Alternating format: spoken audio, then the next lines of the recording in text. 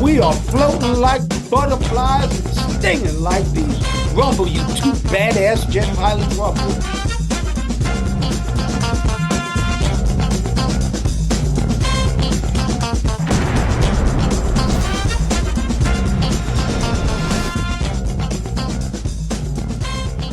Welcome to the Wingmen Show, where we're floating like butterflies and stinging like bees. Rumble, you two badass jet pilots, rumble. Welcome to the Wingmen Show. My name is Commander Drew Brown. My wingman, my friend, the guy who always watches my six is my main man, Dr. Paul Thompson. How are you doing today, Brother Paul? Well, Commander Drew, I'm doing pretty good today. It's good to see you. Looks like you got a scene of on the high seas, like you're thinking about cruising again. I sure am. Next week, we're gonna be back on Virgin Voyages, and we're gonna do a show from the middle of the ocean. And Dr. Paul, if you notice my nice shirt, this is the one you bought me, and I really appreciate it. So, Dr. Paul, the quote of the day, everybody out there, thanks for being here at the Wingman Show. Here's our quote: Your life is not static. Every decision, setback, or triumph is an opportunity to identify the seeds of truth that make you the wondrous human being that you are. One more time: your life is not static. Every decision, setback, or triumph is an opportunity to identify the seeds of truth that make you the wondrous human being that you are. And that is by Oprah Winfrey, Dr. Paul. Oh, that's great. That's great for Oprah. Yeah, everything moves. The world is moving. The earth is rotating. So moving your life physically, mentally, keep going. So one day you get a car, you get a car, and you get a car. That's right. And let me tell you a little story about Oprah. You know, my dad was in a movie with her in The Color Purple.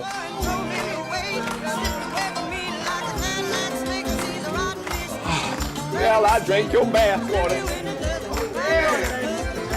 Oh, sugar dumpling. Let me say something. Oh, baby. You catch a fish without a hook, girl. My dad did Shaft. My dad, who trained Muhammad Ali his entire career, Drew Bundini Brown, he was in Shaft. And I remember a couple years after that, he said, "Hey, son, I'm going to be in a Steven Spielberg movie." And I was like, "Yeah, okay, E.T." And I swear, about 3 years later, I'm sitting in a movie theater, and as big as the screen is my daddy's face. And I stood up in the theater saying, "That's my daddy. That's my daddy." I won't ever forget that. Did people sit down and tell you to be quiet? Hell no, that was my daddy up there. I think they were excited to know that they knew somebody that was in the movie. All right, everybody, this is a great topic today. This isn't a joke. Mental health can end a pilot's career and end your life. There is a bipartisan effort to reduce the stigma around pilots who seek mental health care. The bill cleared a key hurdle Tuesday, winning unanimous approval from the Senate Commerce, Science, and Transportation Committee. Hey, everybody, welcome back to the Wingman Show. I'm Commander Drew Brown, and today we're diving into something that doesn't always get talked about enough in aviation, but it affects more pilots than people realize, doesn't it, Paul? Yes. And for all those out there, I'm Dr. Paul. This is one of those conversations that's been a long time coming. You know, mental health in aviation is often lives in the shadows, even though it's just as important as any physical standard we're held to, Commander Drew. Yeah. And what makes this moment different is that there's an actual movement happening at the national level. There isn't just talk anymore. There's policy starting to catch up with reality, Doc. Yes, exactly. You know, in April, the Mental Health in Aviation Act of 2025 passed unanimously out of the Senate Commerce Committee. That kind of agreement tells you just how serious this issue has become. Can you tell us more? Sure, Dr. Paul, at its core, this bill is about changing how the FAA handles pilots who report mental health conditions. For a long time, that process has been, let's just say, taboo and very, very intimidating, Paul.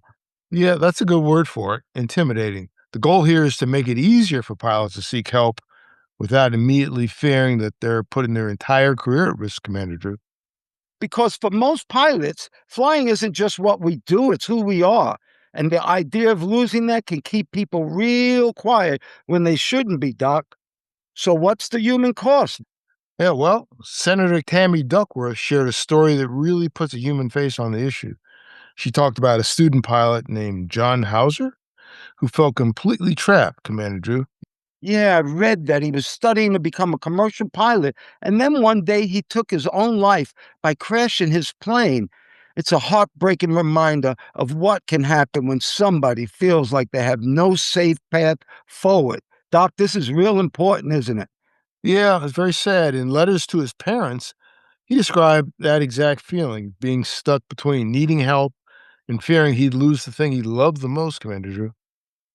Yeah, that word trap, it sticks with you. Trap house. You know, in the drug law, a trap house is a crack house where people can't get out because they're trapped. So pilots now feel trapped with mental conditions that they don't want to talk about.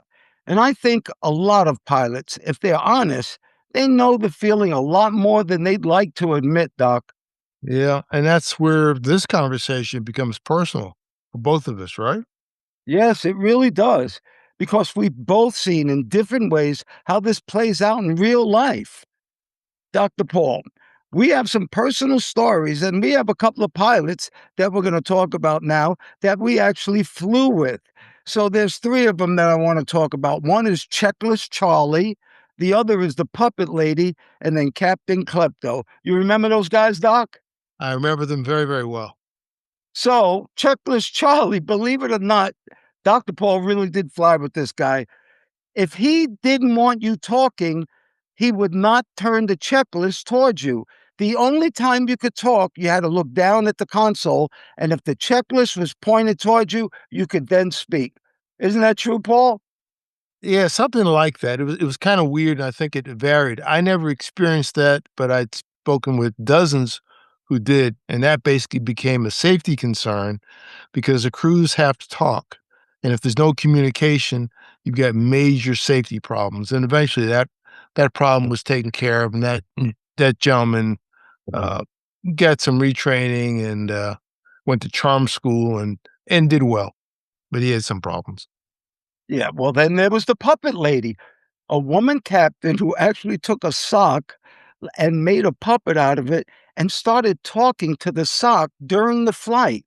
It was very weird. Now, I do have to tell you, these three pilots that we're talking about, they never bothered me. They never did anything wrong to me or Paul, but they really did bother some people. That puppet lady was a little cuckoo.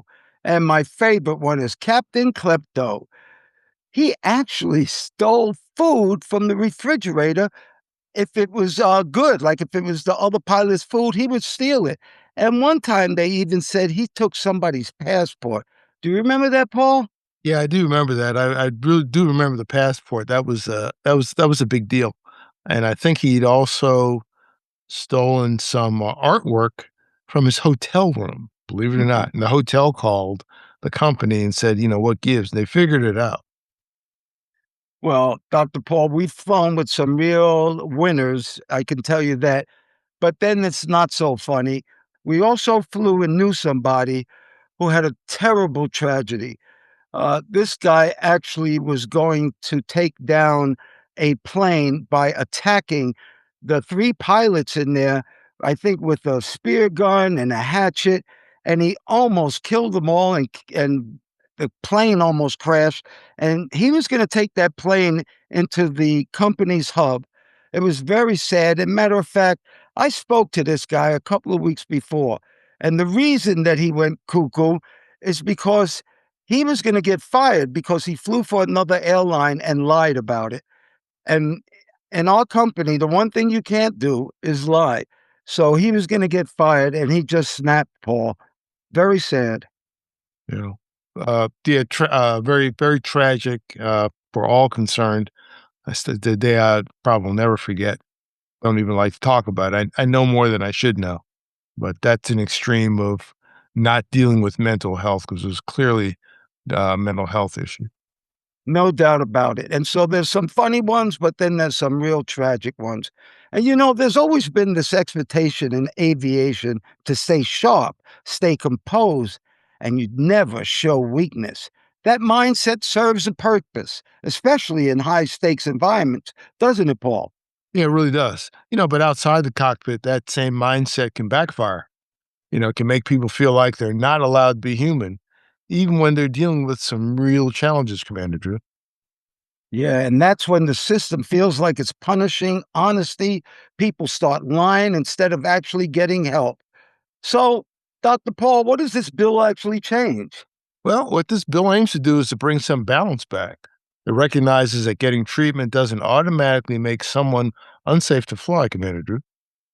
Yeah, and there's also a companion bill with this. It's called the Aviation Medication Transparency Act, which would require the FAA to clearly publish which medications affect your certifications, Paul. Right. Yeah, and that kind of transparency matters more than people think.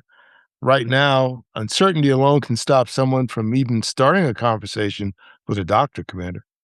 That's true. And then removing that guesswork could make a real difference in how pilots approach their own health. So, why does all this matter, Doc? Well, at the end of the day, this is really about safety, like I said earlier, but maybe not in the way most people think.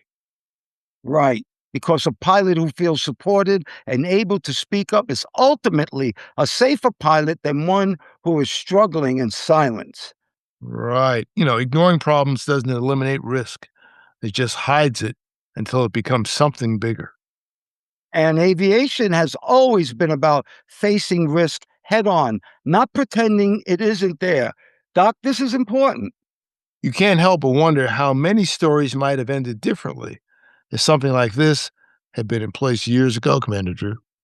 That's true. And maybe what this really represents is a shift, not just in policy, but in mindset, a recognition that taking care of pilots includes mental health too, Right. It's okay to say, I need help and still be respected as a professional aviator. and still be trusted to do the job.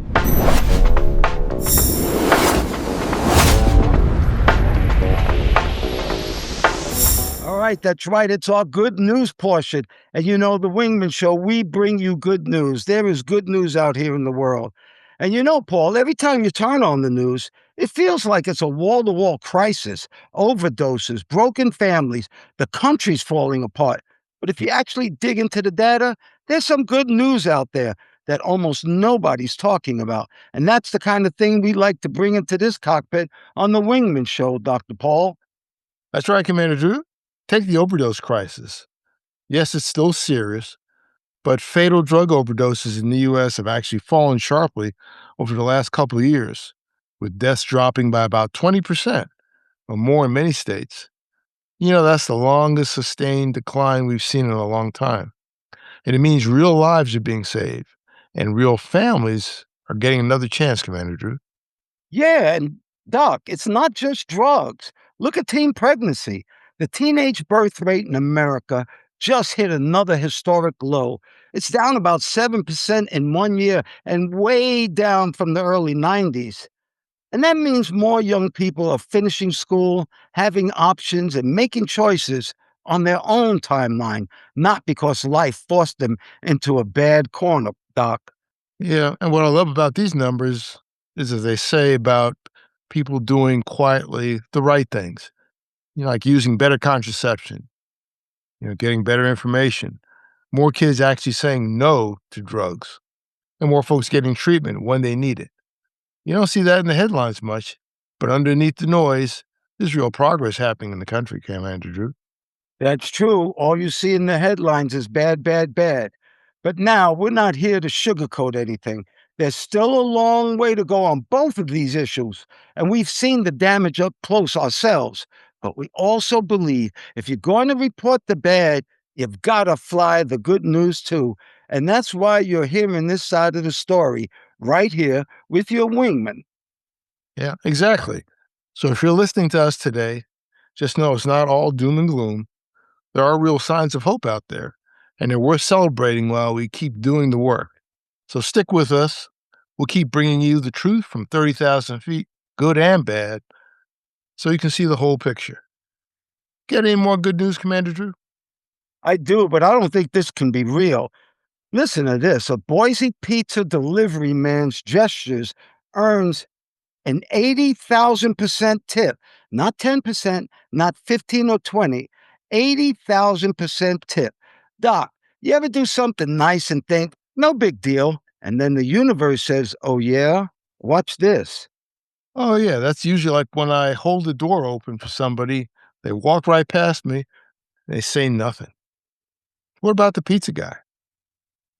In Boise, Idaho, a 68-year-old man named Dan from Domino's realizes that they're out of Diet Coke and his order includes Diet Coke. Customer doesn't pick up the phone when he called, so most folks would just shrug and say, not my problem. Not Dan. Dan says, what the heck? He runs across the street and buys the soda with his own money and delivers the order like it was no big deal, Paul. Oh, really? So he's like flying his own mission, but he's doing it the right way. No glory, just doing his job to get everything done. Exactly. But the family that ordered the pizza is watching all this like, this can't be real. They post his kindness online. Internet sees it and says, we got this, Dan. Somebody starts a GoFundMe for him. And this little Diet Coke detour turns into $130,000 in tips, Paul. Oh, wait. $130,000 in tips. That's not a tip. That's a signing bonus.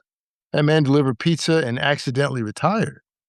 Yeah, imagine being 68 years old, still hustling nights delivering pizzas to supplement the day job.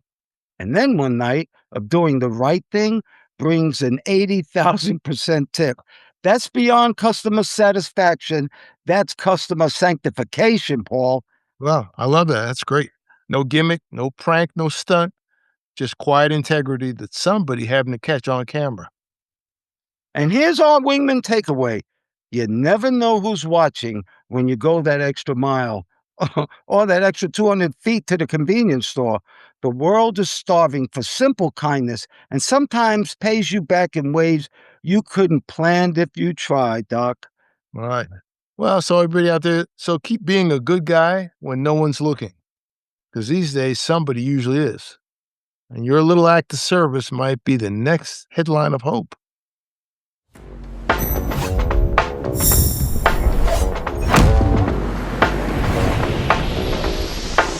Here's a good one. This is our jet jolt. We love this. Fast jets, high G forces, and the breaking point no one wants to talk about. It sounds intense, and actually it is.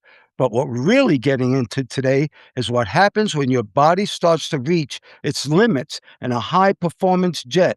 You see, from the outside, people see speed and precision and maybe even a little bit of glamour. But what they don't see is how quickly things can start to shut down on you. It's amazing, Paul. Right. That's exactly right. Because when you're in that environment, your body's under kind of stress most people will never experience. And one of the most unsettling parts is how your vision starts to change. It's not dramatic at first, it's subtle. Then all at once, it's not. Wow, when you start pulling them serious G's, everything gets heavy fast. Your arms, your helmet, even your breathing starts to feel like work. And then you notice your vision beginning to narrow, almost like someone is slowly dimming the lights around you. You've seen that, Paul. Yes. It usually starts with a loss of color, which a lot of people don't expect. Then your peripheral vision begins to collapse inward. And what you are left with is that shrinking field of view. Everything gets narrow. That cone gets tighter and tighter until you're looking through something the size of a pinpoint, like you're looking through a straw. And you know what happens at that point? You're not thinking about anything else. You're just trying to stay conscious. You're executing your anti G straining maneuvers, tightening everything, fighting to keep the blood in your brain. Because you know, if you lose that fight, even for a few seconds, you're out. You're unconscious, Paul. Right. And here's the part that makes this so dangerous. There's no clear warning. You don't get a countdown or a second chance. If your body can't keep up with the G load, ultimately you simply lose consciousness, Commander.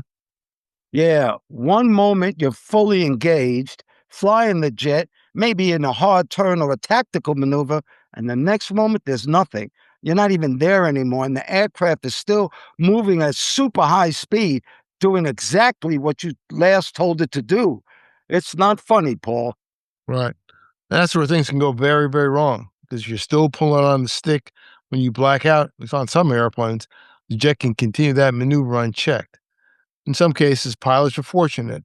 Their grip relaxes and the jets unload, and they recover. But that's not something you ever really want to rely on. Our jets were like that. If you pulled back and went unconscious, the actual stick would go forward and you would be out of the G's. But there's a window there where you're completely out of the loop and anything can happen. This is one of those areas where experience really drives it home. It's not just something you read in a manual, it's something you feel, and it gets your attention real fast, Paul. You know, I've had a couple of good G pulls, and one was with a friend of ours named Chuck Nesby, and his call sign was Sneakers. Anyway, he took me up in an F-14 Tomcat, and he was pulling 7 and 8 Gs.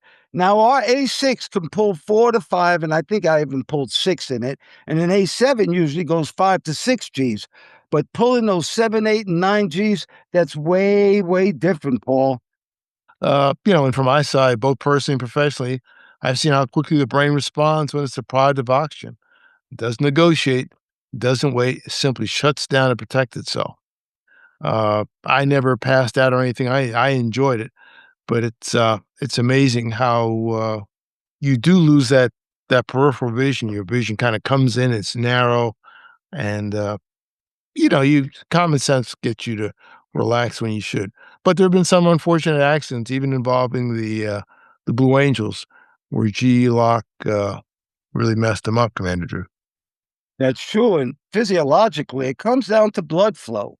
You see, on the high G, blood is pulled away from the brain and towards the lower parts of the body. And without enough oxygen reaching the brain, consciousness fades quickly and you're out. And what makes this even more dangerous is what happens after. When you come back, there's often a gap. Your brain has to catch up to reality. You may not immediately understand your altitude, your attitude, or what the jet has been doing lately, Paul. Yeah, and that disorientation can be just as critical as the blackout itself. So in aviation, especially at high speed, with a low margin, even a few seconds of confusion can put you in a very, very bad place, Commander Drew. Yeah, and there's a parallel here that goes beyond just the physical side of flying. Because just like G forces, the mental and emotional pressures of aviation can build gradually and very quietly sometimes, Paul. Yeah, that's a really important point. You get stress, fatigue, and pressure. They don't usually hit all at once. They accumulate. And much like that narrowing cone of vision, your capacity to cope can shrink without you fully realizing it, Manager. Yeah, and until you reach a point where something gives, and then just like in the jet, by the time you recognize it, you may already be behind it, Dr. P. Right. And that the difference is what we train extensively for, the physical side anyway. We understand the G forces, we brief them, we practice how to respond. There's a system in place to prepare pilots for that stress, Commander. Yes, but for a long time, that mental side hasn't been treated the same way. It's been quiet or less talked about, and sometimes overlooked entirely. And we've seen that, Paul. Right. And just like with that G loss of consciousness, which we call G lock, LOC, ignoring it doesn't reduce the risk. It actually increases it. So awareness and preparation are really what make the difference, Commander. Yeah, flying high performance jets will take you right to the edge. That's the part what makes it such a demanding and respected and cool profession. But understanding where that edge is, both physically and mentally, is what actually keeps you in control. Right. And staying ahead of that edge, recognizing the signs early, respecting the limits, that's what keeps you safe and keeps others safe as well. So thank you, everybody, for being with us today on the Wingman Show and going with our Jet Jolt. All right, everybody. Thank you so much for watching The Wingmen Show and for subscribing to The Wingmen Show, listening to it on Apple Podcasts, watching it on YouTube, TikTok, Instagram, and any other platforms that are out there. Thank you so much for all your letters. And we have a website. That website is wingmenshow.com. That's WINGMENSHOW.com. And on that website, we have a newsletter. Good newsletter this week, Friendship Recession, Why Grown Men Don't Have Wingmen Anymore. And also on that website, we have our favorite frequent flow line. That's where you get to write us and we get to answer.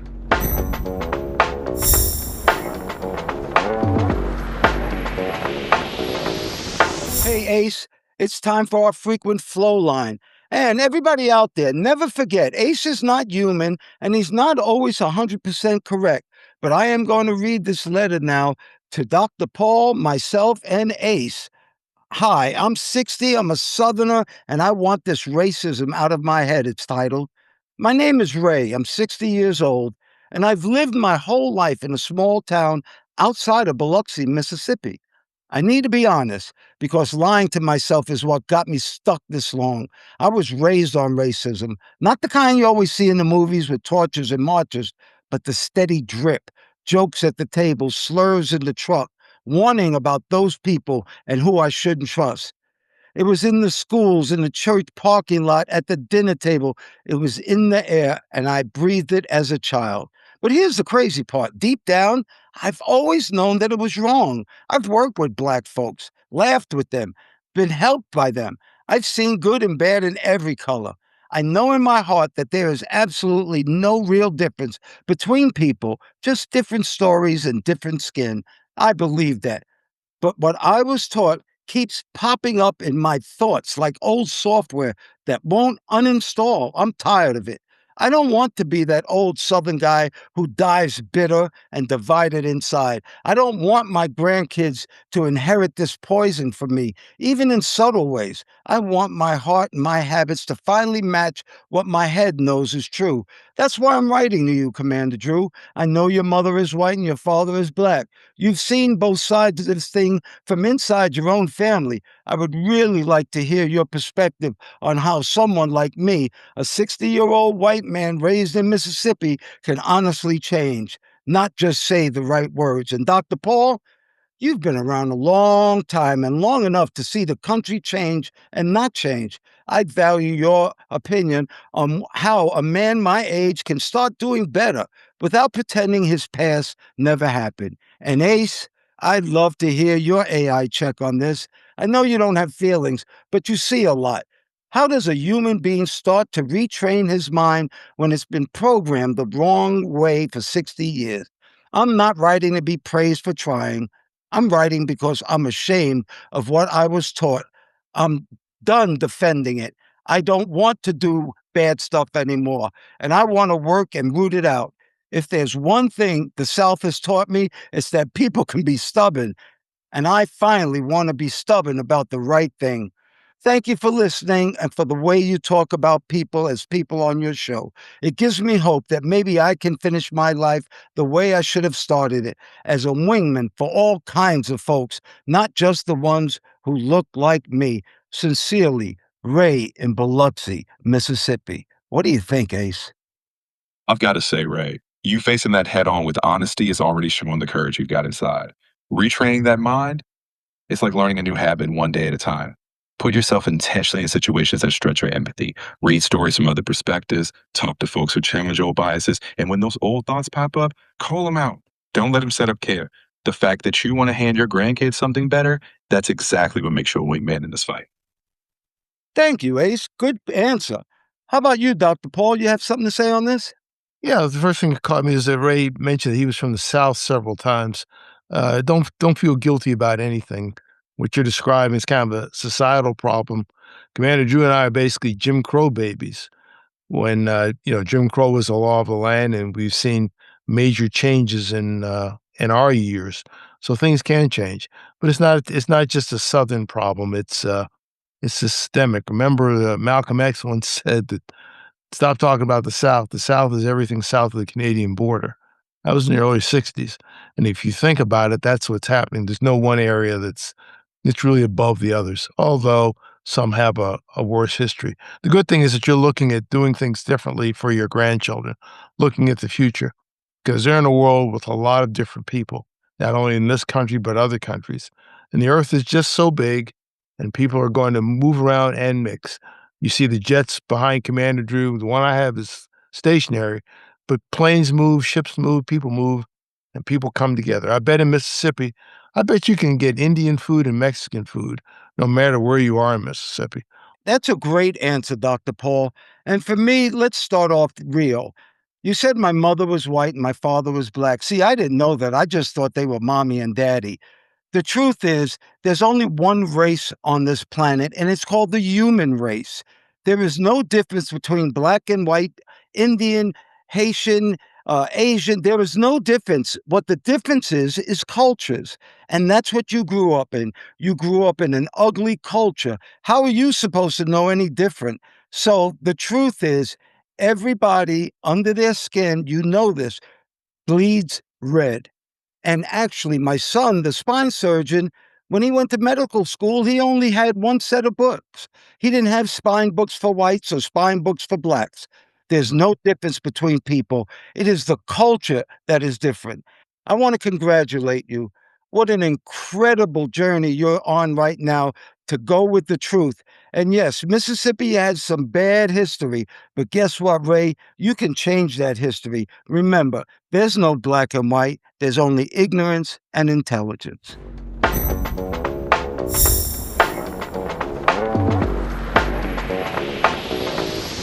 All right, here we are with the gouge. And you know what the gouge is. The gouge is shit you need to know, but sometimes nobody tells you. We learned that in the Navy. And so today, I'm going to ask my main man, Ace, the gouge. So, Ace, I want to ask you some gouge, and I want you to give it to me straight. What's the real gouge on building and keeping a solid crew of friends after your 30s, 40s, and 50s and beyond? What do people do that accidentally push good people away, and what actually keeps a good wingman for life? All right, here's the gouge straight up. After your 30s and beyond, you keep that solid crew by showing up consistently. What pushes good people away is often neglect, ghosting them when life gets busy, or failing to show any curiosity about their lives. What keeps a wingman for life? Mutual investment, celebrating their wins, being there for the heavy stuff, and not just when it's convenient. You got to let them know they're part of your story and you got their six, even when the chapters get long. Thank you, Ace. Great answer.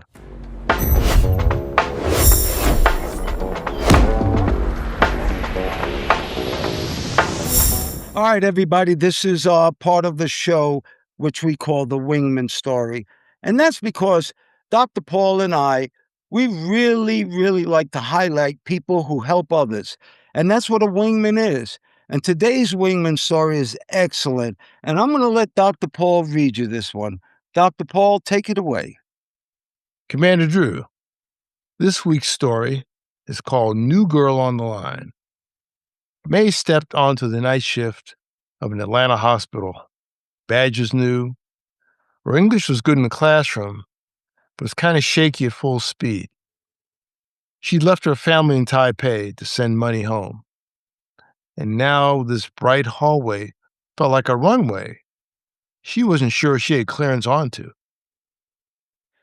In the break room, a tech held up a video and said, "Hey, May, bet your cousins made this," pulling at the corners of his eyes.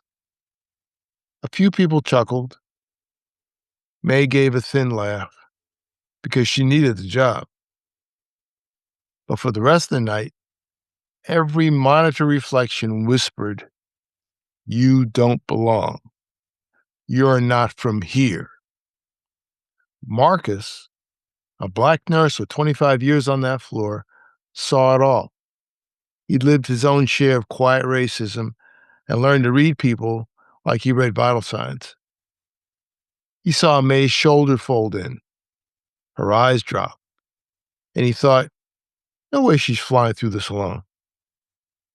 So, on a slow night, he invited her up to the roof at dawn. They sat on the low wall, the city just waking up below. After a long silence, he said, "What they said in the break room, that's not okay." May shrugged and said, "It's fine. I'm used to it." "That's the problem," Marcus said. "You should never have to be used to being disrespected." Marcus told her about Georgia in the old days, about being followed in stores, about patients asking for a different nurse. You start to think you're lucky just to be allowed in the room, he said, and forget you earned your seat. Tears welled up in May's eyes. "Back home, I was top of my class," she whispered. "Here, sometimes I feel like my face is wrong." "Your face is your story," Marcus said. "Don't let small minds shrink your sky." A few nights later, another joke flew in the break room. "May, you must be good at math, right?" Before she could fake a laugh, Marcus stepped in. "Cut it out," he said calmly. "She's good at saving lungs. We don't do stereotypes on this floor." The room went quiet. The tech mumbled, "Just kidding." But everyone felt the line get drawn. As May walked past, she gave Marcus a small nod that said, without words, "Thank you for watching my six." Months later, May led a quick huddle about a new respiratory protocol.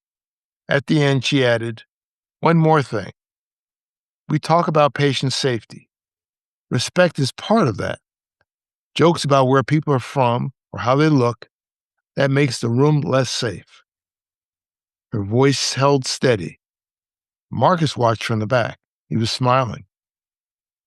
On her 1-year anniversary, the night crew surprised her with a potluck. Dumplings next to fried chicken, sweet tea next to bubble tea, a hand-drawn sign that read, "Thank you, May." The same tech from the first joke came over, eyes a little wet. "I'm sorry for how I was when you got here," he said. "I'm learning." May smiled. "We all are," she answered. Marcus felt his throat tighten. Because sometimes the most beautiful thing you'll ever see isn't a sunset or a perfect landing. It's a human being choosing not to pass their pain forward. Here's a Wingman lesson. Racism doesn't disappear by pretending it's not there. It starts to crumble when one person decides to speak up, cover a friend's blind spot, and help them turn not from here into this is home. What a great story, Dr. Paul. Thank you so much. That was really wonderful. And for everybody who's listening, anything that you think is important and anything you think is beautiful, and most importantly, whatever you think will make you happy, may you have that today and forever. I pray for peace. I pray for peace too, Commander Drew. It's good to be with you again. We appreciate all those who listen, like, and share our message. Share this with somebody you know or somebody you don't know. Let them hear something good, something positive. The world needs it. Most of you are not subscribers. Please become a subscriber. It helps our algorithm. And if you're listening on Apple Podcasts, we'd appreciate a review and an honest assessment of what you hear. We look forward to talking to you again. Thank you once again, Dr. Paul Thompson, my friend. Thank you for your love, your time, and that's something that we won't ever get back. I want to thank all the listeners, too. Thank you so much for doing the show, Dr. Paul. We're jamming. Well, thank you, Mr. Drew, for inviting me on. Always good to talk to you. And ladies and gentlemen, please remember to like, share, and subscribe to this podcast or any of the podcasts.